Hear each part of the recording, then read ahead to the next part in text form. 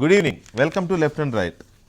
జగన్కు చెందిన సాక్షి పత్రిక, సాక్షి ఛానల్ని అతి త్వరలోనే స్వాధీనం చేసుకుంటామంటూ ఆంధ్రప్రదేశ్ ఆర్థిక మంత్రి యనమల రామకృష్ణుడు చేసిన వ్యాఖ్యలు సంచలనాత్మకమయ్యాయి. నిజానికి ఆంధ్రప్రదేశ్ ప్రభుత్వం ఏర్పడిన దగ్గర నుంచి గడిచిన ఏడాదిన్నర కాలంగా తెలుగుదేశం పార్టీ వైపు నుంచి ఇలాంటి కామెంట్స్ వస్తున్నా ఆర్థిక మంత్రి యనమల నోటి నుంచి వచ్చిన కామెంట్స్ ఒక హెచ్చరిక రూపంలో నిన్న వినిపించిన నేపథ్యం అది వాళ్ళ పత్రికల్లో కాస్త హైలైట్ అవడంతో పెద్ద చర్చకు దారితీసింది.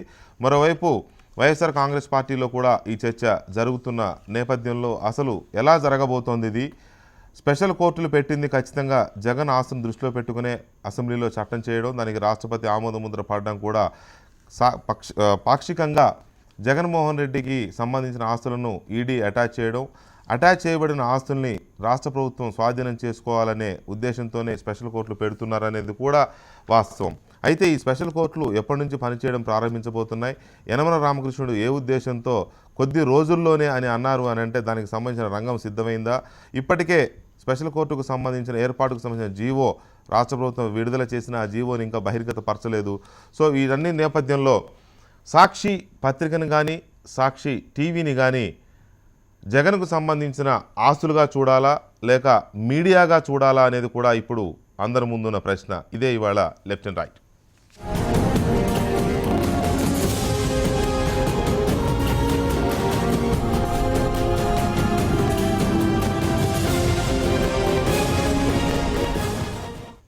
రైట్, ఈ డిబేట్లో సీనియర్ జర్నలిస్ట్ నగేష్ గారు, అలాగే తెలకపల్లి రవి గారు మరో సీనియర్ జర్నలిస్ట్ మనతో స్టూడియోలో ఉన్నారు. రామకృష్ణ ప్రసాద్ గారు తెలుగుదేశం పార్టీ నాయకులు, అడ్వకేట్, విజయవాడ నుంచి లైవ్లో అందుబాటులో ఉన్నారు. మరి కాసేపట్లో మాజీ శాసనమండలి సభ్యులు వైఎస్ఆర్ కాంగ్రెస్ పార్టీ నాయకులు శివరామరెడ్డి గారు కూడా మనతో జాయిన్ అవుతారు. ముందుగా రామకృష్ణ ప్రసాద్ గారు, ఏంటి మీ ఉద్దేశం ఏంటి? అంటే ప్రత్యేక కోర్టులు పెడుతున్నది అటాచ్ చేయబడిన జగన్మోహన్ రెడ్డి గారి ఆస్తులకు సంబంధించి అనేది సుస్పష్టం. ఎందుకంటే అసెంబ్లీలోనే చెప్పారు ఆ మాట, బయట కూడా చెప్పారు, ముఖ్యమంత్రి గారు కూడా చాలాసార్లు చెప్పారు.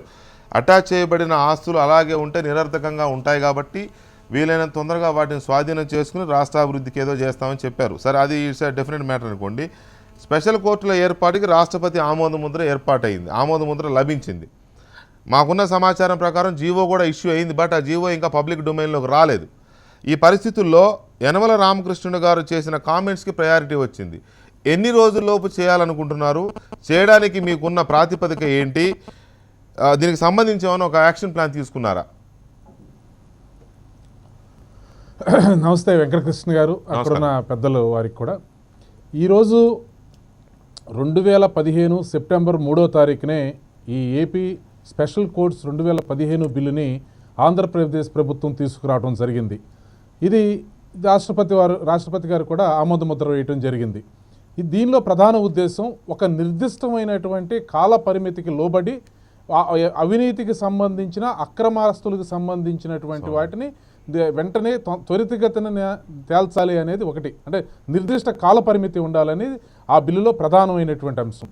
రెండు, ఆ బిల్లు పరిధిలోకి వచ్చేది పబ్లిక్ సర్వెంట్స్ కానివ్వండి, పీపుల్ రిప్రజెంటేటివ్స్ కానివ్వండి, గవర్నమెంట్ ఆఫీసర్స్ కానీ, వీళ్ళ ముగ్గురిని కూడా దాని పరిధిలోకి తీసుకురావడం జరిగింది.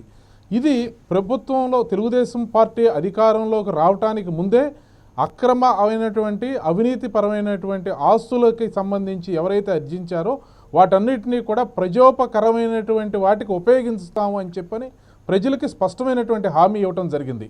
ఇప్పటికే ఒరిస్సా మరియు బీహార్ రాష్ట్రాల్లో ఈ విధమైనటువంటి బిల్లుని అమలుపరిచి ఆ డిస్ప్రపోర్షన్ అంటే అక్రమ ఆస్తుల్ని, అధిక ఆదాయానికి మించినటువంటి ఆస్తుల్ని సంపాదించిన వారిని వాళ్ళందరినీ కూడా గవర్నమెంట్ తీసుకుని అది ప్రజోపకరమైనటువంటి వాటికి ఉపయోగించడం జరుగుతూ ఉంది. చాలా సందర్భాల్లో ఇప్పటికీ ఈ బిల్లు తీసుకురావడానికి ముందే చాలా సందర్భాల్లో కోర్టులు కూడా ఉన్నత న్యాయస్థానాలు అయినటువంటి ఎపెక్స్ కోర్టు, ఉన్నత న్యాయస్థానం, సుప్రీంకోర్టుతో సహా చాలా న్యాయస్థానాలు వ్యాఖ్యలు చేయడం జరిగింది. అక్రమ ఆస్తులు, అవినీతికి సంబంధించిన వాటికి అడ్డుకట్ట వేయాలంటే వాటిని ప్రభుత్వాలు త్వరితగతిన స్వాధీనపరచుకోవాలి, వాటి మీద త్వరితగతిన విచారణ జరగాలని అని కూడా చాలా సందర్భాల్లో కామెంట్స్ చేయడం జరిగింది సార్. అది కూడా ఈ చట్టం తీసుకురావడంలో ప్రధాన ఉద్దేశం. అంటే మేము ఎన్నికల మేనిఫెస్టోలో చెప్పడమే కాదు, ఈ న్యాయ ప్రక్రియ వేగవంతం కావాలని చెప్పనేది కూడా న్యాయ వ్యవస్థ భావిస్తా ఉన్న సందర్భం. రైట్ రామకృష్ణ గారు ఒక్క నిమిషం ఆస్తులు ఒక్క నిమిషం రామకృష్ణ గారు ఒక్క నిమిషం దయచేసి నగేష్ గారు. ఒడిశా అండ్ బీహార్ నిజమే అక్కడ స్పెషల్ కోర్టులు పెట్టిన మాట వాస్తవమే. అటాచ్డ్ అసెట్స్ని స్టేట్ గవర్నమెంట్ స్వాధీనం చేసుకొని సరే వాటిని ప్రజోపయోగం చేశారా లేకపోతే ఏమైనా ప్రాజెక్టులు కట్టారా వాటితో ఇట్స్ ఎ డిఫరెంట్ మ్యాటర్. కానీ స్టేట్ గవర్నమెంట్స్ తీసుకోవడం కోసమే స్పెషల్ కోర్ట్స్ పెట్టారు. కానీ ఇక్కడ డిఫరెన్స్ ఏంటంటే ఆంధ్రప్రదేశ్కి బీహార్ ఒడిశాలకి అక్కడ గవర్నమెంట్ ఎంప్లాయీస్కి సంబంధించిన అటాచ్డ్ అసెట్స్ అవి. ఇక్కడ ఒక పొలిటీషియన్ ఒక ఎక్స్ సీఎంకి సంబంధించిన ఫ్యామిలీకి సంబంధించిన assets. At the same time ప్రస్తుతం అప్పుడు ఎంపీగా ఉన్నాడు ఆయన జగన్మోహన్ రెడ్డి గారు, ఇప్పుడు అపోజిషన్ లీడర్గా ఉన్నారు.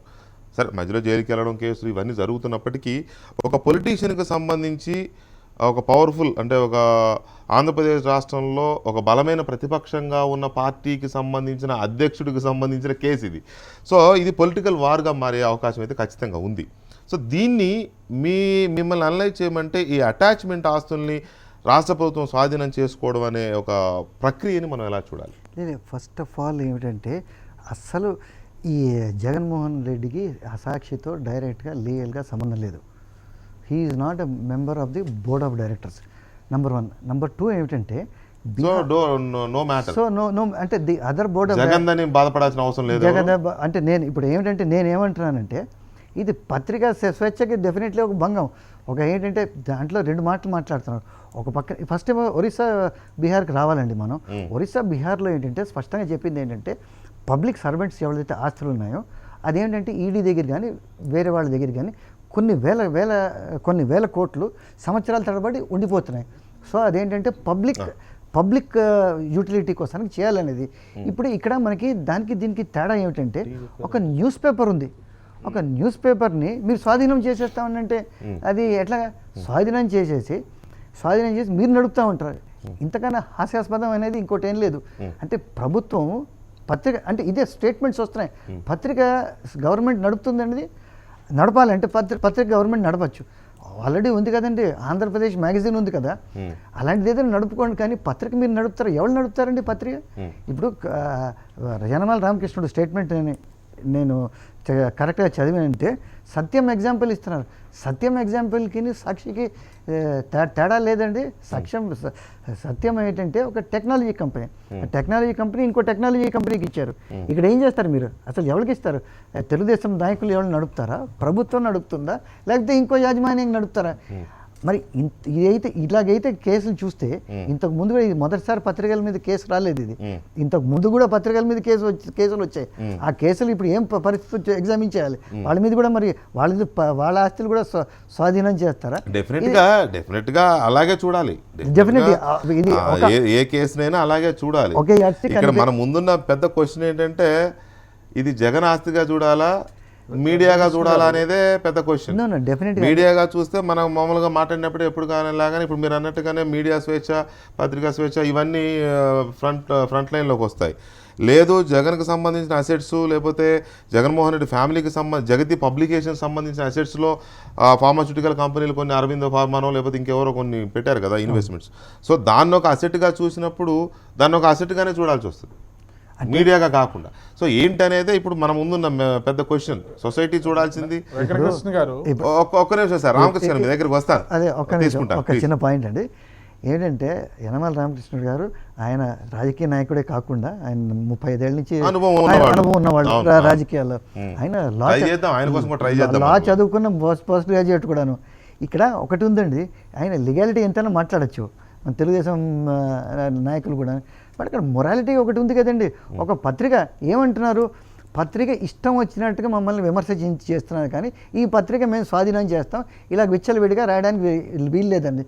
విచ్చలవిడిగా రాయాలో లేదని మీరు వాళ్ళు డిసైడ్ చేస్తున్నారు. ఒకవేళ విచ్చలవిడిగా రాసి మీకు ఎక్కడైనా పరువు నష్టం జరుగుతుంటే పరువు నష్టం దావా వేయండి. ఈ పరువు నష్టం దావాలో కూడా ఇప్పుడు ఏంటంటే సుప్రీంకోర్టు మొత్తం మీడియా మొత్తం ఏంటి సభ్య సమాజం అంతా క్రిటిసైజ్ చేసింది. మహారాష్ట్రకి క్రిమినల్ డెఫినేషన్ అసలు తీసుకురావద్దని. ఒక పక్క నుంచి ఏమో సమాజం అసలు క్రిమినల్ డిఫర్మేషన్ వద్దంటే మీరు ఇంకో ఎక్స్ట్రీమ్కి స్వింగ్ అంటే రెండు ఉన్నాయి. నగేష్ గారు అంటే మీరు సీనియర్, మీకు చెప్పేంత ఇది కాదు, కానీ రెండు ఉన్నాయి. బోత్ కాయిన్కి రెండు వైపులు అన్నట్టు మనం కూడా విచ్చలవిడిగా పోతున్న పరిస్థితి కనపడుతుంది కదా. మీడియా కూడా నాట్ ఓన్లీ సాక్షి, ఎవరు ప్రతి ఒక్కరు ఒకటి పెట్టేసుకున్నారు. సో ఈ పరిస్థితుల్లో ఇట్స్ అ డిఫరెంట్ మ్యాటర్. ఇక్కడ ఒకటి లాస్ట్ 6 months నుంచి మనకి ఢిల్లీ యూనివర్సిటీ ఆఫ్ హైదరాబాద్లో కానీ ప్రత్యేకంగా ఢిల్లీ ఇది మన జవహర్లాల్ నెహ్రూ జేఎన్యూలో జరిగిందంటే ఫ్రీడమ్ ఆఫ్ ఎక్స్ప్రెషన్ అబ్సల్యూటా కాదా అనేది, అంటే ఇంకా ఫ్రీడమ్ ఆఫ్ ఎక్స్ప్రెషన్ హద్దు లేదా అనేది నేనైతే ఎక్కడో అక్కడ హద్దు ఉండాలి, ఇంకెక్కడో అక్కడ హద్దు ఉండాలి. ఎస్, బట్ ఏంటంటే డిసైడ్ చేసేది మీరు కాదు, ఇక ప్రభుత్వం డిసైడ్ చేసేసి కేసులు పెట్టేస్తే అది ఎట్లాగవుతుంది కదా. ఇప్పుడు ఏంటంటే ఇప్పుడు మీకు పత్రిక రేపు ఏదో రాస్తారు, దానికి ఇది అవుతుంది. అయితే రైట్. రవి గారు, ఈ ఎపిసోడ్లో జగన్మోహన్ రెడ్డి గారిది వారు ఒక పాయింట్లు ఏమైనా ఎత్తారు, జగన్మోహన్ రెడ్డికి సాక్షికి డైరెక్ట్ రిలేషన్ లేదు అని. కానీ well known fact that is related to Jagan అని, అది జగన్మోహన్ రెడ్డి గారి పత్రిక అని అందరికీ తెలుసు. కానీ టెక్నికల్గా లేకపోవచ్చు, మీరు అన్నది వాస్తవం. టెక్నికల్గా ఇక్కడే టెక్నికల్ నాన్ టెక్నికల్ ఇష్యూస్లోనే పొలిటికల్గా హీట్ పెరుగుతోంది. సో యనమల రామకృష్ణుడు గారు చేసిన స్టేట్మెంట్ దీన్ని మొత్తం చూసినప్పుడు మనం అటాచ్ చేయబడిన అక్రమ ఆస్తులుగా చూడాలా, అది మీడియా రూపంలో ఉన్నాయి కాబట్టి మీడియాగా చూడాలా, ఇది పెద్ద చర్చ జరగబోతుంది. 3 కోణాలు ఉన్నాయి.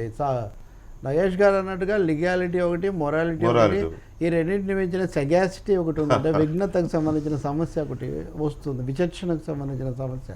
మొదటిది, నేను ఆ రోజుల్లో జగన్ చాలా ఊపులో ఉన్న రోజుల్లో కూడా ఫోన్లు వస్తున్నా చెప్పాను, ఇప్పుడు కూడా చెప్తాను, మేము కేసులు ఏమైనా ఉంటే వాటిని విచారించండి, వీళ్ళని తొందరగా వాటిని తేల్చండి, నిర్ధారించండి. అందులో ఇంకా రెండో మాట ఏం అక్కర్లేదు. నా ఉద్దేశంలో తెలుగుదేశం ఆరోపణలు చేయడం, అస్త్రంగా ఉపయోగించుకోవడం చేసినంతగా అధికారాన్ని ఉపయోగించి వచ్చిన తర్వాత జగన్ వాళ్ళు అదనంగా ఫిక్స్ చేసింది ఏం లేదు. ఆ రోజు కిరణ్ కుమార్ రెడ్డి ప్రభుత్వం ఉన్నప్పుడు కేసులు ఏ దశలో ఉన్నాయో, ఇంకా చెప్పాలంటే ఆయన కొంచెం బయటకు వచ్చి వారం రాకపోయినా పర్వాలేదు, మినహాయింపులు ఎక్కువ అవుతున్నాయి నిజం చెప్పాలంటే.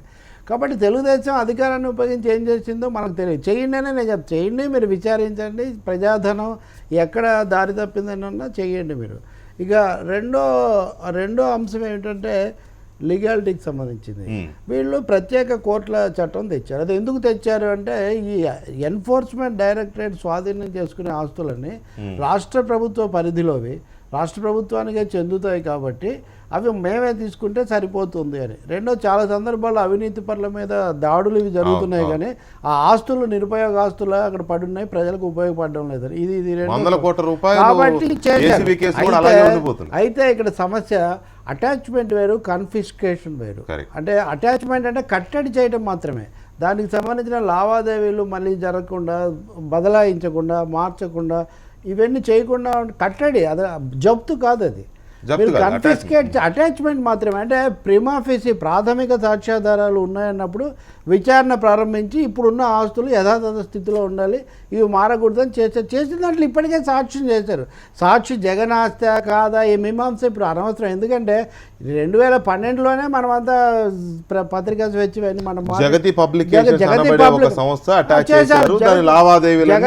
జగతి పబ్లికేషన్స్, ఇందిరా టెలివిజన్, ఈ రెండింటికి జనని ఇన్ఫ్రా నుంచి వచ్చాయని ఇవన్నీ కూడా ఇప్పటికే న్యాయస్థానాలు, ఎన్ఫోర్స్మెంట్ డైరెక్టరేట్, సిబిఐ పత్రాల్లో ఎస్టాబ్లిష్ అయి ఉన్నాయి. భారతి గారు చైర్మన్గా ఉండొచ్చు, జగన్ ఉండకపోవచ్చు, అవన్నీ వేరే విషయాలు.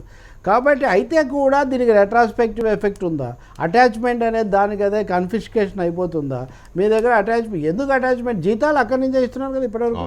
మేము సాక్షికి వెళ్తాం అనుకోండి, అవన్నీ సాక్షి నడుస్తూనే ఉంది కదా. కాబట్టి సాక్షి ఆస్తులు అటాచ్మెంట్లో ఉన్నాయి కాబట్టి అవి ఇస్పో ఫ్యాక్టర్ రాష్ట్ర ప్రభుత్వానికి చెందుతాయి కాబట్టి మేము అమ్మేసుకోవచ్చు, స్వాధీనం చేసుకోవచ్చు అంటే చాలా కష్టం. ఇప్పుడు ఒక ఆసుపత్రి ఉంటుంది, ఇది ఇంకోటి ఏదో ఉంటుంది, అక్కడ కట్టకపోతే అటాచ్మెంట్లో పెట్టారు కాబట్టి నేను దీనికి యజమాని, రాష్ట్ర ప్రభుత్వం యజమాని కాదు. న్యాయస్థానంలో రామకృష్ణ ప్రసాద్ గారు లాయరు, యనమల రామకృష్ణుడు గారు కూడా లాయరు. కానీ మొన్న మనం చూసాం రోజా కేసులో మిగతా రాజకీయ భాగం ఎలా ఉన్నా ఆయన ఎలా తడబడ్డారు. ఇప్పుడు కూడా అంటే ఒక రాజకీయ అస్త్రంగా ఈ మాట వాడుతున్నారా, నిజంగా చట్టబద్ధత ఉండి వాడుతున్నారా? వాడుతుంటే రెట్రాస్పెక్టివ్ ఎఫెక్ట్ కూడా పెట్టారా దీంట్లో? పెట్టుంటే అసలు రెట్రాస్పెక్టివ్ ఎఫెక్ట్, ప్రాస్పెక్టివ్ జడ్జిమెంట్ గల మీరు అప్లై, ఇంతవరకు ఏ విషయంలో తుది తీర్పు రాలేదు కదా. రాకుండానే మీరు అమ్మేస్తే జయలలిత ఉంది, ప్రిమాఫేసి ఉందని ఆమె మీద విచారణ చేశారు. ఆ తర్వాత ఏమైంది, జయలలిత బయటకు వచ్చింది, ముఖ్యమంత్రి అయింది, ఇప్పుడు మళ్ళీ సుప్రీంకోర్టులో కూడా జరుగుతుంది. బట్ లీగాలిటీ క్వశ్చన్ కూడా ఉంది. మూడోది సెగాసిటీ, ఏంటంటే అది ఒక వార్తా సంస్థ, పత్రిక, అది ఇప్పటికే 2వ స్థానంలో ఉందనుకోండి ఉదాహరణకు. ఇవన్నీ ఉన్నప్పుడు దాన్ని మీరు ఒక రాజకీయ కక్షతో పత్రిక ఇది కూడా చేస్తూ పైగా ప్రకటించిన 1-2 సార్లు మేమే నడుపుతాము, మాకు వ్యతిరేకంగా రాస్తున్నారు, మేమే నడుపుతాము, అది మాకు చెందుతుంది. ఈ 3 ప్రకటనలు కనుక ఒక పరంపరగా మీరు చూస్తే ఇందులో రాజకీయ కక్ష సాధింపు కానీ అవినీతి నిరోధం కంటే కూడా రాజకీయ కక్ష సాధింపు, మీడియా స్వేచ్ఛను హరించడం అనేది. ఇప్పుడు ఆ 2 పత్రికలను రాజశేఖర రెడ్డి గారు అన్నప్పుడు ఒప్పుకోలేదు, మార్గదర్శిని ఈనాడును ముడిపెట్టి చేయాలనుకున్నప్పుడు ఒప్పుకోలేదు. ఇప్పుడు కూడా జగన్మోహన్ రెడ్డిని టీడీపీ వైసీపీ సమస్యలను సాక్షిని అన్నింటినీ ఒకటే యాంత్రికంగా చేసేసి మేము దీన్ని స్వాధీనం చేసుకుంటాం, చంద్రబాబు గారు ఎడిటర్గా ఉంటారు, రామకృష్ణ గారు ఎండీగా ఉంటారంటే అదేమాత్రం సమంజసంగా ఉండదు, చట్టబద్ధత కూడా లేదని అనుకుంటున్నా. ఇప్పుడున్న ఈ స్పెషల్ కోర్టుల చట్టం ప్రకారం తప్పకుండా ఆ ప్రశ్నలన్నీ వస్తాయి ఈ కేసులలో. ఎందుకంటే రాజకీయ ఉద్దేశంతో మీరు చేస్తున్నారు, ఇది పత్రికా స్వేచ్ఛ కాటంగా. మహా అయితే మీరు పని చేయకుండా చేయొచ్చు, మీకు కనుక పని చేయకుండా చేస్తారా, లేకపోతే నేను చెప్పేది అది కాదు, చేయడం సాధ్యం కాదు అన్నట్టుగా వాళ్ళు నడపాలనుకుంటారా గవర్నమెంట్ ఎలా నడుపుతుంది. ఇప్పుడు న్యాయస్థానం మీకు దూరదర్శన్ లాగా లేకపోతే దూరదర్శన్ లాగా కాదండి, ఎమర్జెన్సీలోని ఏమంటే ప్రెస్ ఇన్ఫర్మేషన్ బ్యూరో నుంచి ఒక అధికారి వచ్చి డెస్క్లో కూర్చుని మీరు ఇది రాయండి, ఇది రాయండి అనేది సెన్సర్షిప్. ఇది ఒక విధంగా ఒక సెన్సర్షిప్ కాకుండా మీరు ఇష్టం వచ్చింది రాయమనేది, ప్రభుత్వానికి వ్యతిరేకంగా ఏమి రాయకుండా ఇతను మన డెస్క్ మీద కూర్చుంటాడు. సబ్ ఎడిటర్స్కి ఇంకేమి శివరామరెడ్డి గారు గట్టితో ఎదుర్కోవాలి, కళాన్ని కళంతో ఎదుర్కోవాలి, కానీ అక్కడ వ్యతిరేక వార్తలు రాస్తున్నారు కాబట్టి అధికార వ్యవస్థ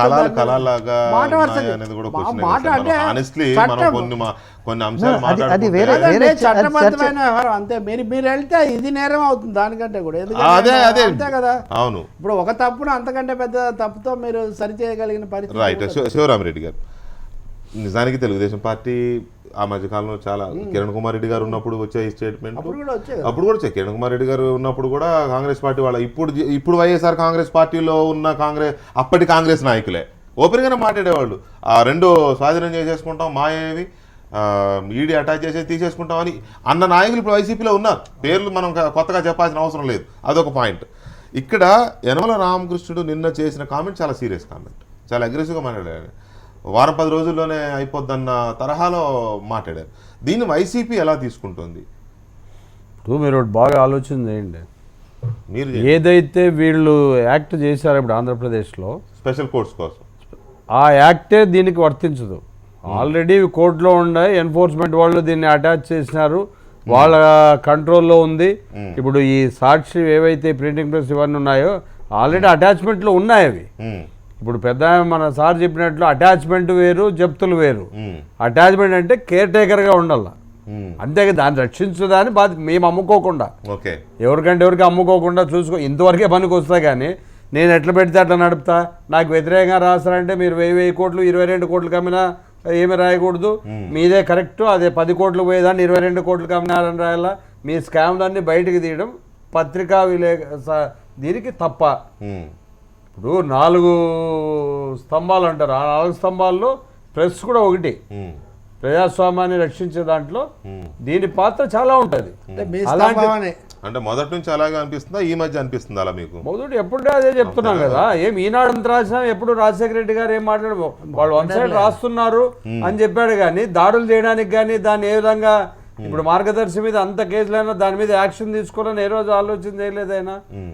ఇట్లా పర్సనల్గా పోయి వీళ్ళు పర్సనల్గా ఆలోచిస్తున్నారు, వీళ్ళ ఆలోచన విధానం మారింది. రాజశేఖర రెడ్డి గారి విధానం ఎప్పుడూ మారలే. ఏ నాయకుడు కూడా దీని చట్టాలనే ఉంటాయి. రామకృష్ణ గారు చెప్పినట్లు చట్టం మారదు, అంటే పరిధి ఆయన ఎప్పుడు కావాలంటే అప్పుడు దీనికి మార్చడం ఆల్రెడీ వేరే కోర్టులో జరుగుతున్నాయి. రైట్. అది సెంట్రల్ గవర్నమెంట్ దాంట్లో ఉన్నాయి. గవర్నమెంట్ చెప్పిన దాని ప్రకారం వాళ్ళు చట్టం చేశారు, స్పెషల్ కోర్ట్స్కి పర్మిషన్ వచ్చింది, జీవో ఇష్యూ అయింది. యనమల రామకృష్ణుడు సరే కోపంతో చెప్పారా, ఆవేశంలో చెప్పారా, ఏదో మాటకైతే చెప్పేశారు. సో చెప్పిన దాని నేపథ్యంలో వైఎస్ఆర్ కాంగ్రెస్ పార్టీ అంటే పరోక్షంగా సాక్షి యాజమాన్యమే, జగన్మోహన్ రెడ్డి గారిదే కదా అది. కాబట్టి దాన్ని సీరియస్గా తీసుకుంటున్నారా, లేక ఇప్పుడు మీరు చెప్పినట్టుగానే వాళ్ళకి అధికారం లేదు కాబట్టి ఏం చేయలేరని ఒక ధీమాగా ఉన్నారా? డెఫినెట్గా ధీమాగా ఉంటాం సార్. చట్టం అనేది ఒకటి ఉంది, లా అనేది ఒకటి ఉంది. యనమల రామకృష్ణ గారి చేతిలోనో తెలుగుదేశం పార్టీ చేతిలోనో వాళ్ళు ఎప్పుడు కావాలంటే అప్పుడు హ్యాండ్ ఓవర్ చేసుకుంటాం, మేము ఏం కావాలంటే రాసుకుంటాం. అంటే ఇదేమన్నా సొంత ప్రైవేట్ ప్రాపర్టీనా వాళ్ళదేమన్నది రాష్ట్రం? రైట్. జంధ్యాల రవిశంకర్ అడ్వకేట్ రవిశంకర్ గారు ఒక సెకండ్ ఆయన చెప్పాల్సిందే. ఇప్పుడు వేరే కోర్టులో జరుగుతున్నాయి, ఈయన మార్చమంటేనే ఆ కోర్టుకు మార్చేస్తారా? అదే అడుగుతామని కదా, సెంట్రల్ నేనైతే గవర్నమెంట్ లాయర్ని కాదు. కాదు మీ ద్వారా అదే అడుగుతున్నా. ఓకే, అదే అందుకే. సెంట్రల్ గవర్నమెంట్ జ్యూరిడిక్షన్ లో ఉండేది ఇది. కాబట్టి ఇంక అటాచ్మెంట్ ఉండేదని రైట్. రవిశంకర్ గారు రామకృష్ణ గారు చెప్తారు, రామకృష్ణ తర్వాత చెప్తారు, మీరు చెప్పనప్పుడు చెప్తారా ఏంటి? వాళ్ళు చెప్పాలనుకున్నప్పుడు చెప్తారు. మా- రవిశంకర్ గారు ఈ ఎపిసోడ్ లో యనమల రామకృష్ణుడి స్టేట్మెంట్ తో మరొకసారి సీరియస్ అయింది ఇష్యూ. సో ఇది ఎంతవరకు సాధ్యం ఒకటి, రెండోది వీటిని అక్రమ ఆస్తులు అటాచ్ చేయబడిన ఆస్తులుగా చూడాల్సి వస్తుందా, లేక డెఫినెట్గా వీటిని స్వాధీనం చేసుకోవడానికి రాష్ట్ర ప్రభుత్వం స్పెషల్ కోర్ట్స్ ద్వారా వచ్చినప్పుడు మీడియా గొంతు నొక్కేస్తారా అనే వాయిస్ డెఫినెట్గా రేజ్ అవుతుంది. ఆల్రెడీ ఇప్పుడు నగేష్ గారు లేవనెత్తారు ఆ పాయింట్. సో అలా డెఫినెట్గా ఆ వాయిస్ వస్తుంది. మీడియాగా చూడాలా, అటాచ్ చేయబడిన ఆస్తులుగా చూడాలా అనేది ఒకటి, అటాచ్ చేయబడిన ఆస్తుని స్పెషల్ కోర్ట్స్ ద్వారా స్వాధీనం చేసుకోవడం సాధ్యమేనా అనేది ఇంకొకటి. అసలు మీరు చెప్పిన దాంట్లోనే వెంకటకృష్ణ గారు, అక్కడ ఉన్న పెద్దలందరూ అంటే గొంతులు వింటే నాకు తెలకపల్లి రవి గారు, శివరామరెడ్డి గారు ఇద్దరు గొంతులు బాగానే గుర్తుపెట్టారు మీరు. ఇద్దరిని గుర్తుపెట్టగలిగాను. దట్ ఈస్ వన్ యాంగిల్ అండి.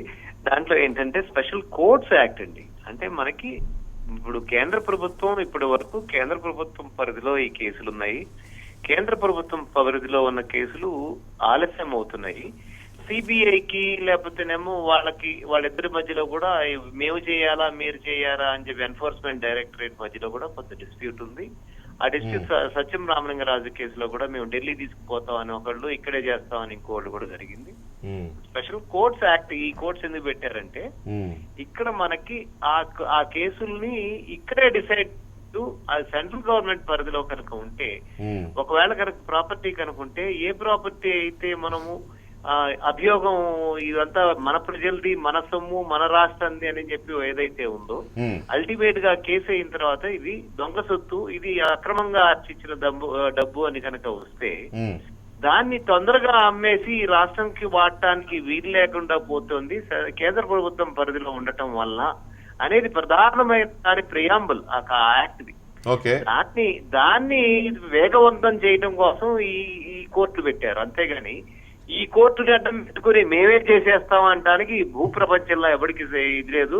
రాజ్యాంగం అనేది ఒకటి ఉంటుంది, యాక్ట్లు అనే ఒకటి ఉంటాయి, స్టాచ్యూట్లు అనే ఉంటాయి. ఈ కేసులన్నీ స్టాచ్యూట్ ప్రకారమే వస్తాయి. కాబట్టి ఇది చెప్పే వాళ్ళందరూ కూడా ఒకసారి లా చదువుకోవాల్సిన అవసరం. స్పెషల్ కోర్ట్స్ వచ్చేసాయి కాబట్టి ఇక ఈ మీడియాని సాక్షి అంటే జగతి పబ్లికేషన్స్, ఇందిరా టెలివిజన్ ఈ రెండింటిని రాష్ట్ర ప్రభుత్వం స్వాధీనం చేసేసుకునే అవకాశం దొరికిందని తెలుగుదేశం పార్టీ నాయకులు చాలా అంటే మరి అత్యుత్సాహమా లేకపోతే ఏమంటే తెలియదు అలా ఉన్నారు. సో అది సాధ్యమా కాదా అనేది మీరు క్లారిటీ ఇవ్వాలి. లాస్ట్ టైం మీ ఛానల్లోనే తెలకపల్లి రవి గారు నేను మాట్లాడుతున్నప్పుడు అటాచ్మెంట్ కి జప్తు అంటే సేలు, కాన్ఫిస్కేషన్, దెన్ సేల్ అండి. కాన్ఫిస్కేట్ చేస్తుంది స్టేటు. జప్తు చేసిన ప్రాపర్టీని అల్టిమేట్ గా కన్విక్షన్ అయ్యి ఎవరైతే పార్టీ ఉన్నారో వాళ్ళు కన్విక్ట్ అయిపోయి ఈ ప్రాపర్టీ ఖచ్చితంగా ఇది దొంగ సొమ్ము అని నిర్ణయించబడిన తర్వాత దాన్ని కాన్ఫిస్కేట్ చేస్తుంది స్టేట్. స్పెషల్ కోర్ట్స్ వల్ల ఒరిగేది ఏంటి? కాన్ఫిస్కేషన్ అయిన తర్వాత సేల్ అవన్నీ తొందరగా జరుగుతాయండి. లేకపోతే సెంట్రల్ గవర్నమెంట్ పరిధిలో ఉండి ఆ సెంట్రల్ కోర్టులను మనకి ఎన్ఫోర్స్మెంట్ డైరెక్టరేట్లు సంవత్సరాలు ఆగిపోయి ఈ సొమ్ముని మనం వాడుకోలేకపోతున్నామని ప్రియాంబుల్లో రాసుకున్నారు. దానికోసమే దీన్ని తీసుకొచ్చామని. రైట్, ఒక్క నిమిషం రవిశంకర్, ఒక్క నిమిషం లైన్ లో ఉండండి. రామకృష్ణ గారు, జప్తుకి అటాచ్మెంట్ కి తేడా ఉందనేది మనకి ఇప్పుడు ఒక ఎస్టాబ్లిష్ అవుతోంది. అది చాలా సింపుల్ అండి. మధ్యలో కాన్ఫిస్కేషన్ ఉంది. అదే అంటున్నా మీరు అది రాకుండానే యనమల రామకృష్ణుడు గారు ఇలాంటి ఒక సీనియర్ కానీ లేకపోతే ఇంకా ఇతరత్ర నాయకులు చాలా మంది మాట్లాడుతున్నారు. 1 year నుంచి వింటున్నాం ఇది ఎప్పుడు వస్తాయి కోర్టులు, ఎప్పుడు వీటిని అదుపులో పెట్టుకుందాం ఈ రెండింటిని అని. అది తెలియకుండా ఎలా మాట్లాడగలుగుతున్నారు? అటాచ్మెంట్కి జప్తుకి తెలియకుండా, తేడా తెలియకుండా. అదే కట్టడి అంటున్నాను, అటాచ్మెంట్ స్వాధీనం సార్, ఈ రెండు అంటాం. అటాచ్మెంట్ అంటే కట్టడి. ఇప్పుడు ఒకటి దీనిలో స్పష్టంగా దీనిలో చెప్పినటువంటిది ఏంటంటే పబ్లిక్ సర్వెంట్స్ కింద ప్రజాప్రతినిధులు కూడా వస్తారు సార్. గవర్నమెంట్ సర్వెంట్స్ ఎటు ఉంటారు. ఈ ప్రజాప్రతినిధులకి సంబంధించినటువంటి ఆస్తులు కూడా దీనిలో వస్తాయి అనే దానిలో ఉంది. దీనికి అక్రమంగా సంపాదించినటువంటి 11 ఛార్జ్ షీట్లలో 43,000 కోట్లకి సంబంధించి కేసులు నమోదు చేయడం జరిగింది. ఈ 40 అంటే అది రామకృష్ణ గారు దాట వేస్తున్నారు. రామకృష్ణ గారు చెప్పారు అటాచ్మెంట్ కి ఫస్ట్ అటాచ్మెంట్ కి కాన్ఫిస్కేషన్ కి సేల్ కి ఈ మధ్యలో ప్యూర్ డెఫినిషన్స్ లాలోనే ఉన్నాయి. అటాచ్మెంట్ ఏంటి అంటే చిన్నప్పుడు కాంట్రాక్ట్ లాలో కూడా మాకు ఇంటర్మీడియట్ అయిపోయింది శంకర్ గారు దానికి కాబట్టి కాన్ఫిస్కేషన్ కాకుండా జడ్జ్మెంట్ అయ్యి కన్విక్ట్ అయ్యి సుప్రీం కోర్టు వరకు ఆ కన్విక్షన్ కన్ఫర్మ్ అయ్యి ఈ ఆస్తి దొంగ ఆస్తి నిర్ణయించబడి సుప్రీంకోర్టు దాన్ని కన్ఫర్మ్ చేసి ఇతని శిక్షని కన్ఫర్మ్ చేసిన తర్వాత కానీ కాన్ఫిస్కేట్ చేయడానికి వీల్లేదు లా ప్రకారం. కాన్ఫిస్కేట్ అయిపోయిన ప్రాపర్టీని ఆ తర్వాత సేల్కి తీసుకురావాలి పెద్ద ప్రొసీజర్. ఈ ప్రొసీజర్లన్నీ 10 ఏళ్ళు పడతాయా 5 ఏళ్ళు పడతాయా తెలియదు కానీ రేపు ఎల్లుండి అవతల ఎల్లుండి 5 రోజుల్లో 3 రోజుల్లో అని ఈ రకంగా మభ్యపెట్టి ప్రజల్ని మోసం చేయడం అనేది కరెక్ట్ కాదు. లాని వక్రీకరిస్తున్నారు. మరి ఏం తెలుసుకున్నారో మాట్లాడిన వాళ్ళు కాదు శంకర్ గారు. 10 రోజులని ఎవరు చెప్పారు? 10 రోజులు అలా అని చెప్పి అలా అని చెప్పి సంవత్సరాలు ఒకటేనండి సార్, అలా అని చెప్పి సంవత్సరాలు కూడా పట్టేదానికి కాదు, ఒక టైం బౌండ్ కోసం అనేది కూడా ఈ బిల్లులో పెడతాం జరిగింది. అంటే ఒక టైం బౌండ్ లోపు జరగాలి కాబట్టి స్పెషల్ కోర్ట్స్ని కాన్స్టిట్యూట్ చేయడం జరుగుతూ ఉంది. ఇది ప్రధానమైనటువంటి ఉద్దేశం. మీరు 10 రోజులు అని ఎవరు చెప్పారు అంటున్నారు రామకృష్ణ గారు.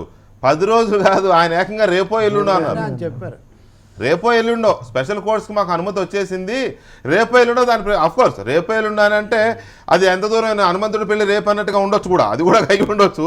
సో అందువల్ల ఆయన వెరీ సూన్ మాట్లాడారు. రామకృష్ణ ఉపయోగపడడానికి ఒక మాట చెప్తాను. అసలు నేను స్పెషల్ కోర్ట్స్ ఏర్పాటు కావాలా, స్పెషల్ కోర్ట్స్ వీటిని పరిశీలించాలా, అవి కూడా ఉత్తర్వులు, అవి కూడా రామకృష్ణుడు గారు ముందే ఎలా చెప్తారు మనకు అసలు అర్థం కాని విషయం.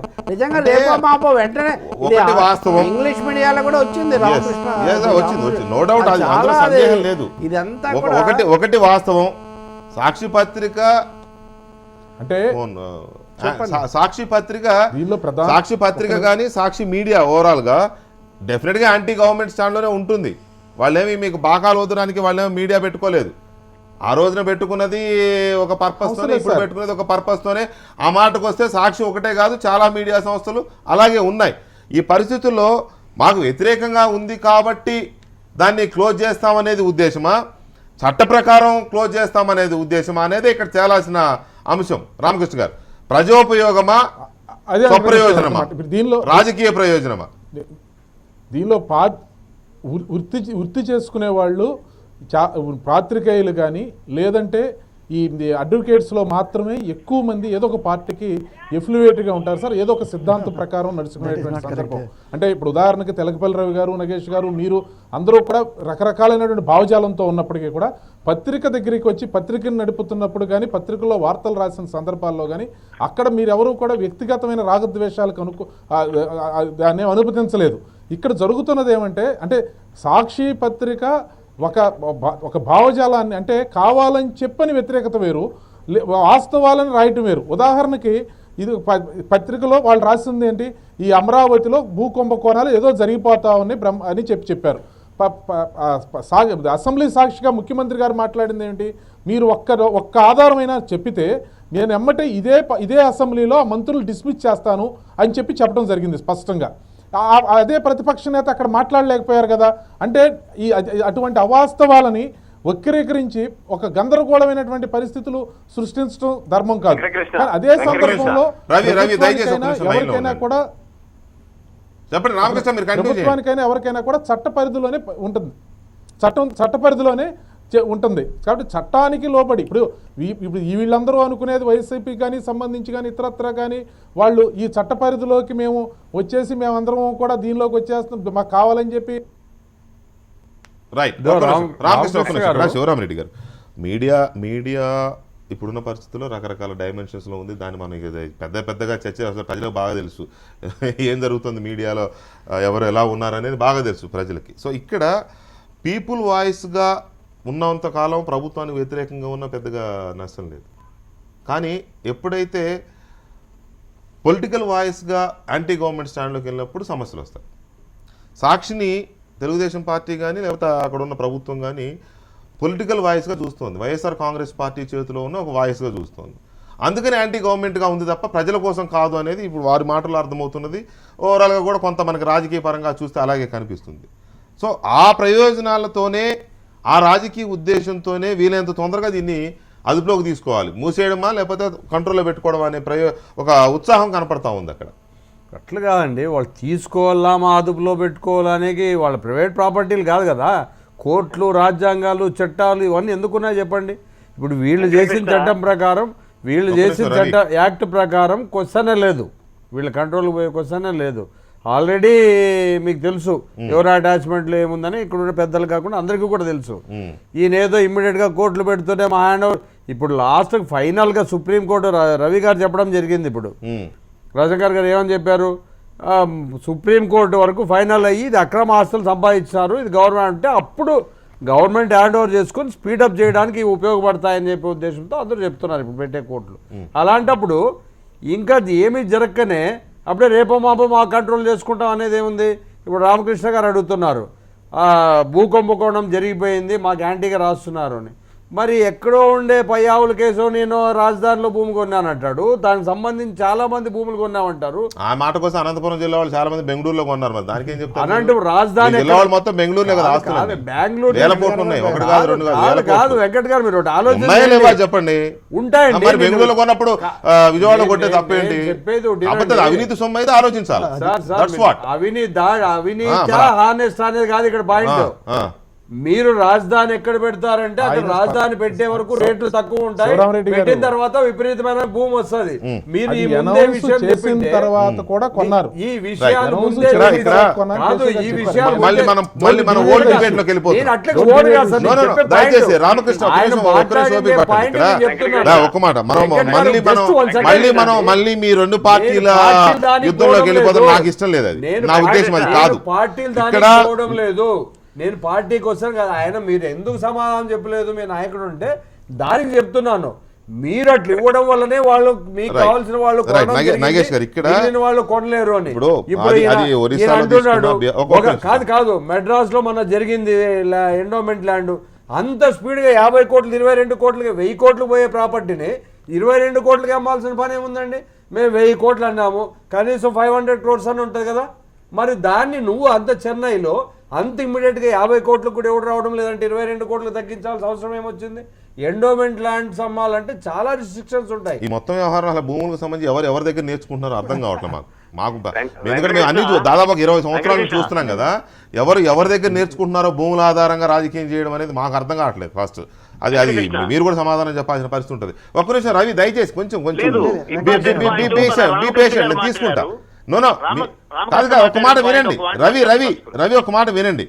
నేను మీ ఒపీనియన్ తీసుకుందామని మిమ్మల్ని లైన్లో తీసుకున్నా.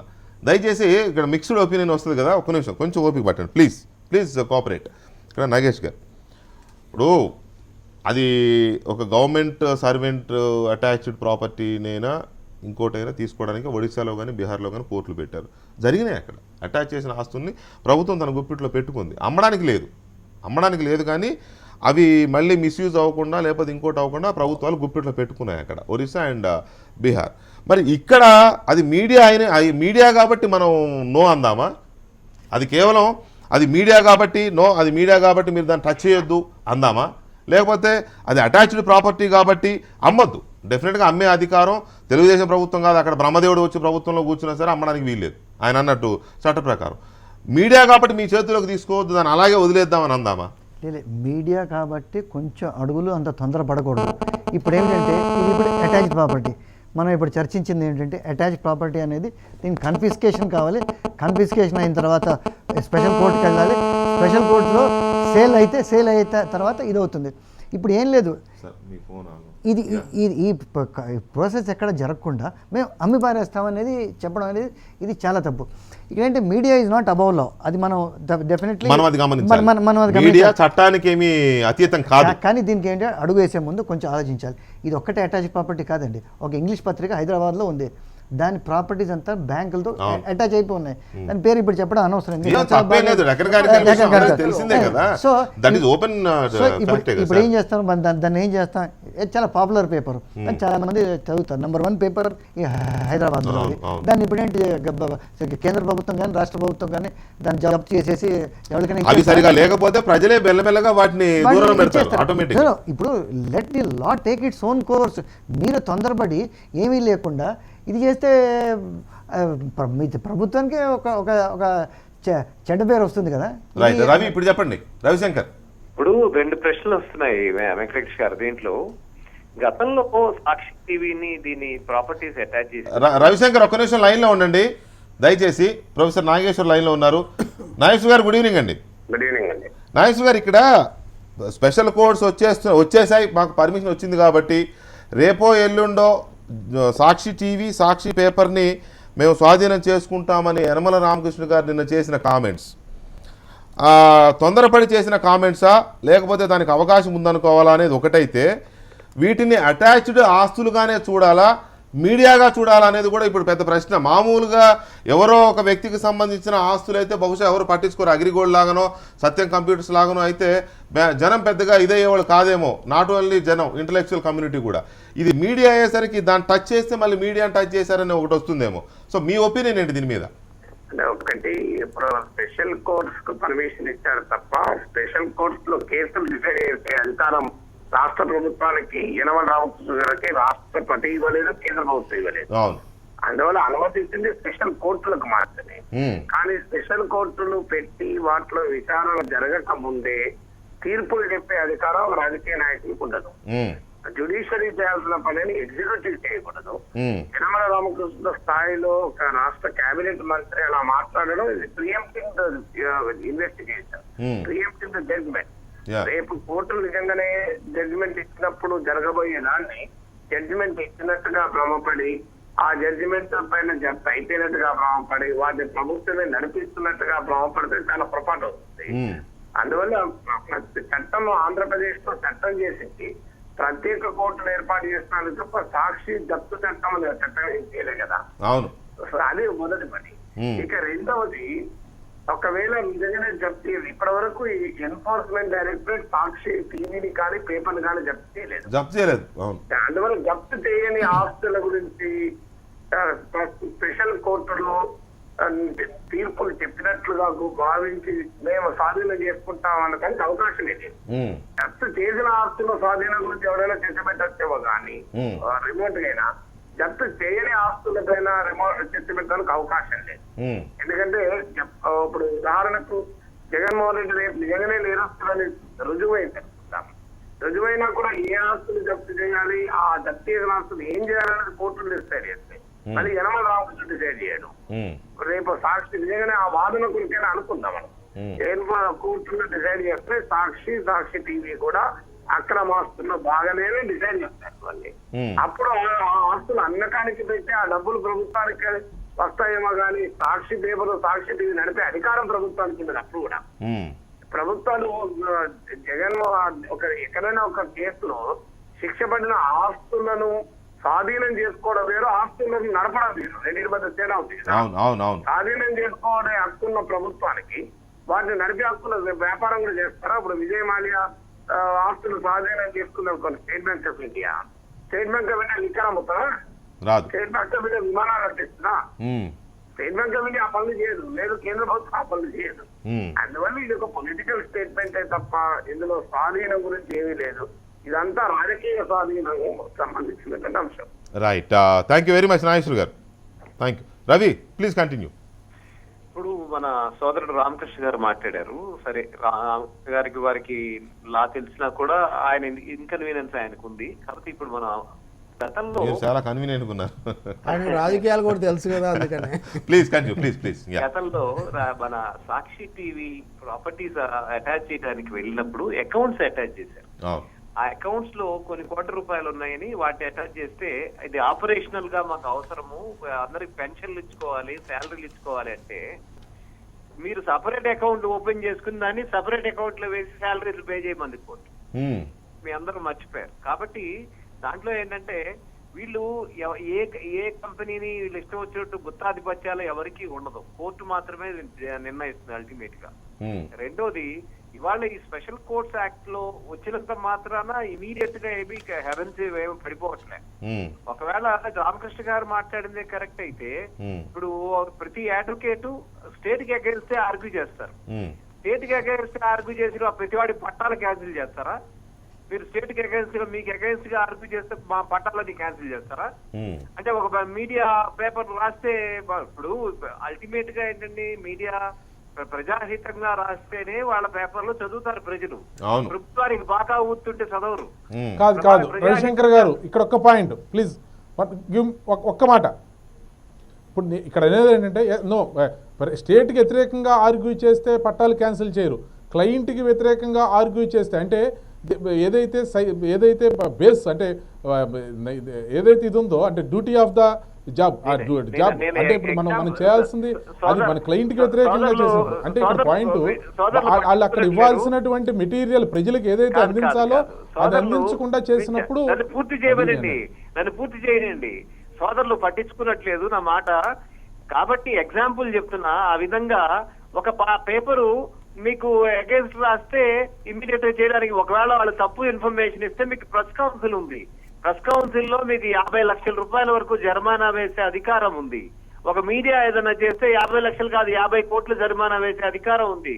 ఒకసారి లేటెస్ట్ లా అంతా చదువుకోండి, లేటెస్ట్ గా వచ్చింది. కాబట్టి మీరు ఇష్టం వచ్చినట్టు మేమే నిర్ణయించేస్తాము, ప్రెస్ కౌన్సిల్ అక్కర్లేదు, మీడియాకి అక్కర్లేదు, సుప్రీంకోర్టు అక్కర్లేదు, ఏం అక్కర్లేదు, ఇవన్నీ అక్కర్లేదు. ఇది కోర్టు వచ్చేసింది కాబట్టి అయిపోయింది. అంటే కోర్టులో మెంబర్ ఇంతవరకు బెంచ్ చేసుకోలేదు, వాడు కూర్చేసుకోలేదు, వాడికి స్టాఫ్ లేరు, కూర్చోలేదు. మీరు అప్పుడే మీ జడ్జిమెంట్లు పాస్ చేసి మీరు ఆల్రెడీ వాళ్ళని అటాచ్ చేయటం, వాళ్ళని మూసేయటం, ఆ పూసేసిన దాన్ని మేమే రన్ చేస్తాం. అంటే ఇప్పుడు మీరు రన్ చేస్తారా టీవీ కూడా తీసుకుని మీకు మీకు మీ కరపత్రం లాగా ఒక జియో లాగా ఆ పేపర్ ప్లీజ్ ఒక్క నిమిషం రవి గారు, రవి గారు ఇక్కడ ఒకటి వాస్తవం, రాజకీయాలు శుతిమించుతున్నాయి, మీడియా శుతిమించుతున్నాయి. ఇది మనం అంగీకరించాల్సిన ఇది కొంచెం ఇన్హిబిషన్ ఇది ఇబ్బంది ఉన్నా కూడా డెఫినెట్గా మనం అంగీకరించాలి. రెండిట్లోనూ ఒక శుతిమించిన ధోరణి కనబడతా ఉంది. ఒకరినొకరు కంట్రోల్ చేసుకోవాలని, మీడియా ద్వారా రాజకీయాలను కంట్రోల్ చేయాలని కొంతమంది అనుకుంటున్నారు, రాజకీయాల ద్వారా మీడియాని కంట్రోల్ చేయాలనేది ఇంకొంతమంది అనుకుంటున్నారు. అది మనం 2 రాష్ట్రాల్లో చూస్తున్నాం. ఆ మాటకొస్తే దేశంలో కూడా చూస్తున్నాం. నో డౌట్ దేశంలో కూడా ఇవాళ కొన్ని టాప్ మోస్ట్ మీడియా సంస్థల్ని అధికార పార్టీ కొన్నిటిని, ప్రతిపక్ష పార్టీ కొన్నిటిని తమ దీంట్లో అధీనంలో పెట్టుకున్నాయి. ఇవాళకి ఎగ్జాంపుల్ ముద్రగడ పద్మనాభం గారే ఆమరణ దీక్ష కూర్చున్నారు. ఎందుకో తెలియదు కానీ మిగతా మీడియా సరే దాన్ని ఒక వార్తగా చూపించారు, ఎంతవరకు చూపించాలో అంతవరకు చూపించిన మాట వాస్తవం. బట్ సాక్షికి వచ్చేసరికి దాన్ని ఒక ఎజెండాగా తీసుకుని పొద్దున్న నుంచి ఒక క్యాంపెయిన్ లాగా తీసుకున్న నేపథ్యంలో బహుశా 1 గంటకో 2 గంటల నుంచి సాక్షికి సంబంధించిన సాక్షి ఛానల్ని ఏపీలో కొన్ని ప్రాంతాల్లో నిలిపేశారంటే డెఫినెట్గా ప్రభుత్వ ఆదేశాలతో నిలిపేస్తారు. అందులో రెండో ఆలోచన లేదు. ఇక్కడ ఎలాగైతే 2 ఛానల్ బీకేశారో అక్కడ ఆపేశారు. ఖచ్చితంగా తెలుగుదేశం పార్టీ నాయకులు లేకపోతే ప్రభుత్వ నాయకులు, ప్రభుత్వ అధిపతులు ఎవరో చెప్తేనే ఆపేస్తారు. అక్కడ కూడా ఒక ఛానల్ ఆపేశారు. సరే ఆపారు, మళ్ళీ పెట్టారు. అదే ఇక్కడ లాగానే సేమ్ అక్కడ కూడా. ఇక్కడ ఇంకా రివైవ్ కాలేదు కదా, మంచితనంతో నడుస్తుంది కానీ రివైవ్ కాలేదు. సో ఎనీవే కోర్టులకు వెళ్ళారు చివరికి. సో ఈ పరిస్థితుల్లో ఏదో రకంగా ఒకళ్ళు నిలువరించుకోవాలనే దీంట్లో భాగంగా వస్తుంది. అందులో రామకృష్ణ గారు ఏమైనా కాస్త తొందరపడ్డారా అనేది ఇప్పుడు నేను మొదటే చెప్పానండి. శాసనసభలో ఏ విధంగా అయితే ఆయన పొరపాటు ఒక నిబంధన కోర్టు చేసి హైకోర్టులో దాని మీద అక్షింతలు కూడా పడ్డాయి, తర్వాత మార్చుకున్నారు. ఇప్పుడు కూడా ఆయన తొందరపాటుగా ఈ వ్యాఖ్యానం చేశారు. చట్టబద్ధంగా అసలు ఒకటి అది కాన్ఫిస్కేషన్ కాదు, అది అటాచ్మెంటు, దాని మీద తుది తీర్పు వెలువడలేదు, స్పెషల్ కోర్టులు ఏర్పడలేదు, అవి విచారించలేదు, అసలు ఏమీ లేకుండానే రాబోయే రాజ్యంలో కాబోయే మహారాజు అన్నట్టుగా మేము స్వాధీనం చేసుకుంటాం, ఆయన ఎడిటర్ అవుతాడు, నేను నడుపుతానని చెప్పడం ఇది ఆయన లాంటి సీనియర్ నాయకుడికి 1-2 అనుభవాల తర్వాత మంచిది కాదు. ఎందుకు చేస్తున్నారు ఇవన్నీ అంటే ఒక విధంగా రాజకీయ ఒత్తిడి పెంచడానికి. ఇది ఒక విధమైన హెచ్చరికనండి, ఒక బెదిరింపనండి, లేకపోతే జగన్ శిబిరం మీద సమాజంలో కూడా మీరు సాక్షి ఏదో అనుకుంటున్నారేమో, కుదరదు, దాన్ని మేము ఊహించబోతున్నాం లేదా మేమే స్వాధీనం చేసుకోబోతున్నాం అనే ఒక మాట. ఇది నేను ఎందుకు ఇక్కడ సాక్షి మీద ప్రేమ కాదు, రేపు హెచ్ఎం టీవీ కావచ్చు, ఎల్లుండి టీవీ కావచ్చు, తర్వాత ఇంకోటి కావచ్చు, నచ్చకపోతే మేము వెంటనే అనే ఈ పద్ధతి మంచిది కాదు. ఇప్పటికే 2 తెలుగు రాష్ట్రాలు ఈ ధోరణి కొంచెం గురయ్యాయి. రెండో మాట, మీరు ఇందాటి నుంచి ఒక ముఖ్యమైన ప్రశ్న అడుగుతున్నారు. ఆ ముఖ్యమైన ప్రశ్న ఏంటంటే మీడియా కాబట్టి వేరే ఆస్తిగా కాకుండా వేరుగా చూడాలా అని. అది మొదటిది అసలు చట్టం కనుక చెప్తే అప్పుడు ఈ ప్రశ్న ఉత్పన్నమవుతుంది. చట్టం ఇంతవరకు చెప్పలేదు వాస్తవానికి. తర్వాత చట్టం అన్న తర్వాత యాజమాన్యం ఎవరిది, అక్కడ సంతకం పెట్టేవాళ్ళు ఎవరు, ఈ విషయాలన్నీ కూడా మీరు అన్నది వాస్తవమే. చర్చకు వస్తాయి. చట్టం చెబితే ఈ రెండింటిని మనం డిఫరెన్స్ చేయొచ్చని మీరు అన్నారు, వాస్తవమే. అయితే నేనేమంటున్నానంటే యనమల రామకృష్ణ గారు కోర్టులు వచ్చేసాయి కాబట్టి స్పెషల్ కోర్టు వస్తున్నదే జగన్ కోసం కాబట్టి. నేను దాని దగ్గరికి వస్తున్నాను. సార్ అంటే నా క్వశ్చన్ అంటే మనం ఇది కూడా అర్థం కావాలి కదా. స్పెషల్ కోర్టులు వస్తున్నదే అటాచ్ చేయబడిన జగన్మోహన్ రెడ్డి గారి కంపెనీలకు సంబంధించిన ఆస్తుల విషయంలో కేసులు విచారించడం కోసం అని కదా వాళ్ళ ఉద్దేశం వాస్తవం కూడా అదే. సో అది వస్తుంది కాబట్టి ఇక సాక్షి మా చేతుల్లోకి వచ్చేస్తనే ఉద్దేశంతో ఆయన మాట్లాడాడు. సో అందువల్ల మనం ఇక్కడ మీడియాగా చూడాలా ఆస్తులుగా చూడాలి. అది తొందరపాటే కాదు, ఒక విధమైన పొరపాటు కూడా. ఎందుకంటే స్పెషల్ కోర్టులు ఎప్పుడు వస్తాయంటే ఇందాక రవిశంకర్ గారు చెప్పినట్టుగా కోర్టులు చివరి వాక్యం చెప్పి జప్తు అయిపోయిందని ప్రకటించినప్పుడు ఆ జప్తు అనేది ఎన్ఫోర్స్మెంట్ డైరెక్టరేట్ చేతుల్లో నుంచి స్టేట్ గవర్నమెంట్ చేతుల్లోకి వచ్చినప్పుడు అప్పుడు ఇది జరుగుతుంది. ఒక చివరి మాట ఒకటి తప్పకుండా చెప్పాలి. రామకృష్ణ ప్రసాద్ గారు చెప్పినట్టుగా అమరావతి మీద ఏం రాశారు, ఈ కథనాలకు ఈ కేసులకు ఏం సంబంధం లేదు. రెండింటిని రోజు కలగలబడగా తప్పకుండా అమరావతి మీద సాక్షులనే కాదు వేరే పత్రికలు కూడా వచ్చే ఆరోపణలు లేవు. అక్కడంతా రావాలి, కథలు రావాలి, మీరు రావాలండి. మీడియా ఉన్నది భజన చేయడానికి కాదు కదా సార్. మీడియా భజన చేయదు, మంచిని మంచిగా చెడు చెడుగా చూపుతుంది. కాకపోతే పూర్తిగా మంచిని పక్కన పెట్టి చెడునే చూపిస్తున్నారని ఎవరైనా మీకు అనిపిస్తే అది సరే, అట్లా ఉంటే ఉండొచ్చు. కానీ మీడియా ఎప్పుడు భజన చేస్తూనో లేకపోతే మీరు ఏం చేసినా ఆహా ఓహానో రామోజీరావు గారిని ఉండకూడదు. హైకోర్టు నన్ను రామోజీరావు అడ్వర్సరియల్ రోల్ మీడియా ఎప్పుడు నగేష్ గారు ఇక్కడ సాక్షి పేపర్ ఒక్క నిమిషం రామకృష్ణ గారు చెప్పండి. ఇప్పుడు మీరు అంటే మీకు మీడియాతో ఉన్నటువంటి అంటే with the attachment of that మీరందరూ కూడా మీడియా సంస్థగా చూసేటువంటి దాన్ని ఇప్పుడు హెచ్ఎం టీవీని సాక్షి లేదా ఇంకొక దాన్ని అట్లా పోల్చేదానికి లేదు సార్ అంటున్నాను. ఎందుకోసం మీకు డాగా ఊరితే ఏం లేదు, అంటే ఇప్పుడు ఒకటి సార్ ఎన్టీవీలో కేఎస్ఆర్ కదా పంపించినట్లు సాక్షి గురించి మాట్లాడుతుండే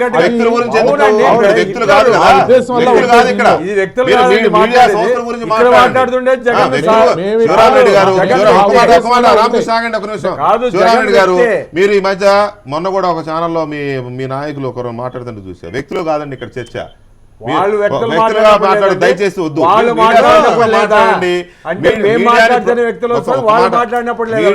అట్లా అనుకుంటే చాలా వస్తాయి. వద్దు చెప్తున్నా, అందుకని చెప్తున్నా. దయచేసి మీడియాని మీడియాగా చూడాలి. మీకు లేదండి, మీకేమి మీడియా మీద ప్రేమ లేదు, ఆ విషయం మాకు తెలుసు. మీడియాని ప్రొటెక్ట్ చేసుకోవడం మాలాంటి వాళ్ళ బాధ్యత. సరే ఏబిఎన్ దయచేసి ఒక మాట, రాజశేఖర రెడ్డి గారు వాళ్ళకు కూడా పబ్లిసిటీ దీనికి ఇచ్చారు కదా అడ్వర్టైజ్మెంట్లు. మీడియాని ప్రొటెక్ట్ చేసుకోవడం మా బాధ్యత, మాలాంటి వాళ్ళ బాధ్యత. మీలాంటి వాళ్ళు దానికి థ్రెట్ తీసుకొచ్చినప్పుడు మీరు తీసుకొచ్చారు గతంలో, ఇప్పుడు వాళ్ళు తెచ్చారు. గతంలో టీఆర్ఎస్ తీసుకొచ్చింది. ఆ థ్రెట్ వచ్చినప్పుడు చర్చించడం మా బాధ్యత, దాన్ని ప్రొటెక్ట్ చేసుకోవడం మా విధి, మా కర్తవ్యం. అది సాక్షి మీడియానా మాకు సంబంధం లేదు, ఆంధ్రజ్యోతి మీడియానా మాకు సంబంధం లేదు, ఈనాడు మీడియానా మాకు సంబంధం లేదు. ఏ మీడియా అయినా మీడియా చేశారు, చాలా చేశారు. ఇప్పుడు మళ్ళీ ఆ చర్చలోకి వెళ్తే నేను నాలుగు గంటలు పెట్టాలి. ఎవరు చేసిన అరాచకాలు ఏం తక్కువ లేవు మీడియా విషయంలో. మీడియా ఎన్ని రకాలుగా ఆడుకోవాలని ఆయన అంతగా అడుగుతున్నారు. కానీ చెప్పాలంటే రాజశేఖర రెడ్డి గారికి ఆ రెండు పత్రికలు అనేది ఊత పథకం. ఆ రెండు పత్రికలకు సంబంధించిన జర్నలిస్టులు ఎలా చూసారో కూడా మాకు తెలుసు, మేము అనుభవించి ఉన్నాం. మీరు కూడా ఎలా మాట్లాడారు, శివరామరెడ్డి గారు మీరు నేను కొత్త కాదు. మీరు అక్కడ ఉన్నప్పుడు ఎలా మాట్లాడారు, ఇక్కడ ఉన్నప్పుడు ఎలా చూస్తూనే ఉన్నాం. దయచేసి వ్యక్తుల సమస్య అక్కడే మాట్లాడతారు, మీరు చెప్పేది కరెక్ట్. మేము అలా కాదు కదా. రామకృష్ణ గారు ఏమంటే కాదు 43,000 కోట్లు అని చెప్పినాడు. 43,000 కోట్లు కానే కాదు, కేవలం 400 చిల్లర కోట్లు. ఈయన ఊరికే పొరపాటు 43,000 కోట్లు అంటే చిన్న మొత్తం ఏం కాదులేండి. అవునండి, 400 కోట్లకి ఎన్ని సున్నాలో చెప్పండి, టక్కున నేనైతే చెప్పలేదు, మీరు చెప్పగలరా? కాదండి, ఆరోపణలు వేరు. 400 కోట్లకి కేసులు సున్నాలు ఏమో చెప్పండి, నేనైతే చెప్పలేనండి. ఆరోపణలు మీరు చెప్పగలరేమో నాకు తెలియదు. ఆరోపణలు వేరు. ఒక్క నిమిషం రామకృష్ణ గారు, దయచేసి వెంకట్ గారు దయచేసి ఒక సున్నాలు మాట. ఎన్ని చెప్పినా నేను ఏమీ కాదు. నేను వైఎస్ఆర్ 11 కాంగ్రెస్ పార్టీని ప్రొటెక్ట్ చేయడానికి నేను చర్చ అన్నది పెట్టలేదు, మీరు తెలుగుదేశం వైఎస్ఆర్ పార్టీని ప్రొటెక్ట్ కాదు. చేయడానికి చర్చ పెట్టలేదు. మేము నేను ఒక వైఎస్ఆర్ మీడియా టీడీపీ ఆగండి సార్, కాదు, చెప్పేది వినండి సార్. ఆగండి. మీరు కూడా వినండి, మా వాళ్ళకు వాయిస్ ఇస్తారు. మీరు మాకు మాట్లాడారు కదా, ఇంకోటి మీరు బాగా మాట్లాడారు. బాధ మాది, వాళ్ళది ఏం బాధ కాదు. ఇప్పుడు మీది? ఇప్పుడు మీరు మా సాక్షి అనేది మా దానికి అనేది మీరు ఒక చెప్తున్నారు. మీడియాగా చూస్తున్నాం మేము దాన్ని. మరి వాళ్ళు చేసిన ఆరోపణలు మేము చేయాల్సిన పర్లేదా? ఆ మీరు మీడియా చెప్పారు కదా, మీరు ఎక్కడ చెప్పారు చెప్పారు? కదా, ఆయన చెప్పినవన్నీ చెప్తూనే ఉన్నారు. భూములకు సంబంధించి చెప్పారు. ఆగండి మీరు ఆయన శివరామరెడ్డి చెప్పింది గారు, మేము చెప్పే అవకాశం మీరు లేకపోతే కొంచెం మీరు బ్యాలెన్స్ ఎందుకు మెయింటైన్ చెప్పండి? చేయాలి శివరామరెడ్డి గారు. మీరు మొదటి నుంచి కూడా మీరు బాగా మాట్లాడతారు, మీరు మంచి అనాలిసిస్ ఉంటుంది మీ దగ్గర, కానీ ఈ బ్యాలెన్స్ కోల్పోయి మాట్లాడడంలో బ్యాలెన్స్ ఎప్పుడు ఫస్ట్ టైం ఆయన కామెంట్ చేసాం. కామెంట్ చేయడం మీకు అలవాటే కదా. మీకు ఎవరు తక్కువ తిన్నారు మీరు? నగేష్ గారు ఇక్కడ. వెంకటకృష్ణ గారు ఒక చిన్న సాక్షి అనేది మీరు వచ్చే దాని మీద ఒక చిన్న అనుభవం చేస్తాను. అంటే వారు చెప్తున్నారు కనుక ఇది పవర్లోకి వచ్చిన తర్వాత మీడియాను ఒకలాగా చూస్తారు, పవర్లో లేనప్పుడు డెఫినెట్గా అదే కదా ప్రాబ్లం. సమస్య. ఇప్పుడైతే ఆ రెండు పత్రికలు ప్రతిరోజు అసెంబ్లీలో ఆ రెండు పత్రికలు ఒకసారి నన్ను బ్రేక్ఫాస్ట్కి పిలిచారు. ఏమిటంటే మీకు ఇంకా వేరే ఎజెండా లేనట్టు ఉంది, ఎక్కడ పడితే ఎక్కడ పడితే అక్కడ అక్కడ. అది తప్పితే ఇంకో ఇదే ఇది అదేంటి సార్ నగేష్ గారు, మనమే కదా సార్ ధర్నా చేసాం. చేసాం. రోసే గారు ఆర్థిక మంత్రిగా ఉన్నప్పుడు 908 జీవో తీసుకొచ్చి మీడియాని క్లోజ్ చేయాలని జీవో తీసుకొచ్చి మన ఇద్దరమే ధర్నా చేసాం.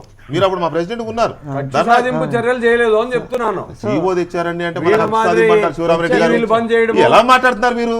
టీవీలు బంద్ చేయడము బంద్ చేయమనే చేయలేదు సార్. అరే ప్రభుత్వం అధికారికంగా జీవో తెచ్చిందండి. ప్రెజర్ పెట్టలేదు, జీవో తెచ్చిండొచ్చు. శివరామరెడ్డి గారు దయచేసి మీరు అనవసరంగా ప్రొటెక్ట్ చేస్తున్న ప్రయత్నం చేయకండి.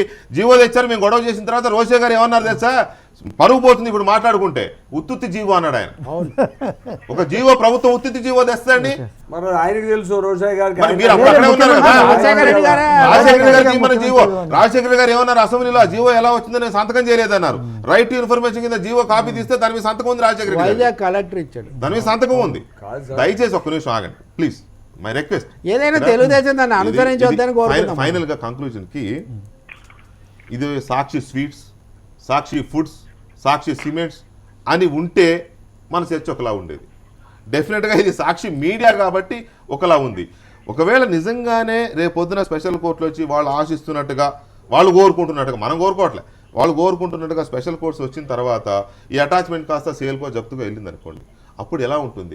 సాక్షి స్వీట్స్, సాక్షి ఫుడ్స్ అయితే ఎలా ఉండేది, ఇప్పుడు సాక్షి మీడియా కాబట్టి ఎలా ఉంటుంది? అదే ఇప్పుడు సాక్షి ఫ్రూట్స్, సాక్షి స్వీట్స్ అవన్నీ సత్యం చెప్తున్నారు కాబట్టి తీయాల్సి అది ఏంటంటే మన ఇద్దరు లాయర్స్ ఉన్నారు, వాళ్ళు చూసుకుంటారు. మన వరకు మీడియా వరకును. ఇప్పుడు ఏమిటంటే ఈ మీడియాని మీకు నచ్చలేదు. మీడియా ఏమిటంటే చెప్పినట్టుగా యాంటీ ఎస్టాబ్లిష్మెంట్ రోల్, యాంటీ ఇది అడ్వర్సరియల్ రోల్. అయితే మీడియా బ్యాలెన్స్ ఏది న్యూట్రల్గా ఉంటుందా అంటే న్యూట్రల్గా ఉండదు. మీకు అనుకూలంగా ఉంటుంది, మీకు ఉండదు. ఎందుకు ఉండదు అంటే ఇప్పుడు పత్రికలు ఉండవలసిన పని కూడా లేదు. ఇప్పుడు ఫర్ ఎగ్జాంపుల్ కమ్యూనిస్ట్ పార్టీలు ఉన్నాయి, కమ్యూనిస్ట్ పార్టీకి పత్రికలు ఉన్నాయి, వాళ్ళ పార్టీని వస్తుంది. రేపు వాళ్ళ వాయిస్ అది, దాంట్లో ఇబ్బంది. రేపు ఒకవేళ ఇక్కడ బీజేపీ ప్రభుత్వం వచ్చిందంటే వాళ్ళు కూడా చాలా ఘాటుగా వాళ్ళు విమర్శిస్తారు. అంత మటుకు ఏమిటంటే బీజేపీ ప్రభుత్వం ఆ రెండు పత్రికల్ని ఒకవేళ బంద్ చేయడానికి ప్రయత్నం చేసి ఇలాంటి చర్యలు చేస్తే అప్పుడు అంటే నిజంగా ఆలోచిస్తే ఇప్పుడు అంత బద్ద వైరం కదా రెండింటికి సిద్ధాంతపరంగా, మరి ఎక్కడా విశాలాంధ్ర జోలికి, ప్రజాశక్తి జోలికి బీజేపీ వెళ్ళలేదు. That is media. మీడియాని అలా కాపాడుకోవాలి. కానీ మరి వాళ్ళు చేశారని వీళ్ళు చేశారని వాళ్ళు, ఇది మంచిది కాదు. మీడియా కాపాడుకోవాలి. లోపాలుంటే మీకు వేరే మార్గాలు ఉన్నాయి. కోర్టులకు వెళ్ళొచ్చు, ప్రెస్ కౌన్సిల్కి వెళ్ళొచ్చు, వేరే రకమైన నోటీసులు జారీ చేయొచ్చు. ఇలాంటివి ఉన్నాయి. కానీ అడ్వాన్స్ గా వెళ్ళిపోయి మూసేస్తాం అనే స్థాయికి వెళ్ళడం అనేది వెంకట్ గారు అత్యుత్సాహం లాగా. స్పెషల్ కోర్టులు డెసిషన్ తీసుకొని సుప్రీం కోర్టుల వరకు ఉన్నాయి కదా, తీసుకొనివ్వండి. పోరాటాలు కాదు నేను చెప్పేది. కోర్టులు ఒకవేళ వచ్చి వాళ్ళు ఇది చేసిన ఏమి ఈయన రామకృష్ణ గారు ఇంకోరో చెప్తేనే అట్లే తీర్పులు ఇస్తారా? అంటే మీ కంట్రోల్ తెచ్చుకుని వాళ్ళు మీరు చెప్పినట్లే తీర్పులు ఇస్తారా? ఇప్పుడు రాజశేఖర రెడ్డి గారు, చంద్రబాబు మా ప్రధాన ఉద్దేశం ఈ రాష్ట్రంలో అవినీతి అక్రమ సంపాదించినటువంటి అనేది అది ఇవాళ రేపు అనేది ఈ రోజు రేపు అనే రాజకీయపరమైన మాట అది Right, ఒక్క కోర్టుల్లో, నిమిషం ఆగండి సార్. న్యాయస్థానాల్లో లేదంటే ఇతరత్ర అక్రమ లేదు ఆస్తులని మీరు తొందరపాటు వద్దు, తీసుకోలేరండి. తొందరపడద్దు ఆరోపణలే. దయచేసి. అసలు కోర్టులు తీసుకోవాల్సిన నిర్ణయాల విషయంలో మనం తొందరపాటుగా అదే పెద్ద సరికాదు. తొందరపాటు కింద లెక్క. పైగా మీడియా అనేది ఒకటి ఉంది కాబట్టి నిజంగానే అది తప్పు చేస్తే చాలా మార్గాలు ఉన్నాయి సార్. మీడియా అయినంత మాత్రాన ఇందాక నగేష్ గారు అన్న చట్టానికి అతీతమేం కాదు. మీడియా అయినంత మాత్రాన ఏది పడితే అది రాసేస్తాం, ఏది పడితే చెప్పేస్తాం, నేను ఈ సీట్లో కూర్చొని ఏది పడితే మాట్లాడితే సరిపోతుందా? కొన్ని బాధ్యతలు ఉంటాయి కాబట్టి దానికి కొన్ని మార్గాలు ఉన్నాయి. అట్లా వెళ్ళాలి కానీ ఏదో తొందరపాటుగా వెళ్తాం అనేది కరెక్ట్ కాదు దయచేసి. రామకృష్ణ గారు thank you very much. Ravishankar గారు థ్యాంక్ యూ వెరీ మచ్ మాతో చర్చలో పాల్గొన్నందుకు. నగేష్ గారు అండ్ రవి గారు, శివరామరెడ్డి గారు థ్యాంక్ యూ వెరీ మచ్. వేరే విధంగా అనుకోవద్దు, గతంలో జరిగిన మేము అనుభవంలో ఉన్నాం కాబట్టి మేము చవి చూసాం కాబట్టి ఆ బాధలు మాకు తెలుసు. Sivaram thank you very much. ఇది వాళ్ళ నాకు తెలిసి ఇది ఈ చట్టం దీనికి వర్తించదు. ఉత్తుత్తి జీవోలు అయితే తీయకూడదండి ఎవరు కూడా. సార్, ఉత్తుత్తి జీవోలు ఏదైతే తీయకూడదు. జీవో తీసి ఎనీవే మేము అటాచ్ చేసుకుంటాం అంటున్నారో ఆ కోర్టు పరిధిలో సరే మీరు ఉత్తుత్తి జీవో అన్నట్టు వాళ్ళు తొందరపడ్డట్టున్నారు. Anyway thank you very much. ఇది ఇవాళ లెఫ్ట్ అండ్ రైట్. మళ్ళీ రేపు కలుద్దాం. Good night.